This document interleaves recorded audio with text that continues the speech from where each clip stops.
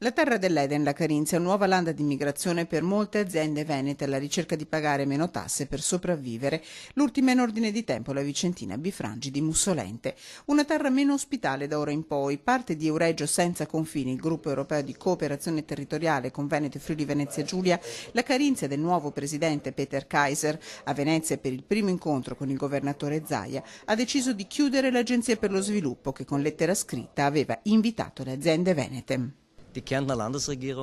La giunta regionale ha deciso in una delibera di sciogliere l'agenzia e di farla confluire nel fondo economico. La promozione transfrontaliera sarà affidata a organi simili alle Camere di Commercio. I finanziamenti nazionali ed europei devono essere spartiti a seconda della necessità. Una buona notizia per il governatore del Veneto Zaia. È una bella notizia perché noi non potevamo assistere a queste imprese che venivano letteralmente subissate da lettere che invitavano ad andare in Carinzia.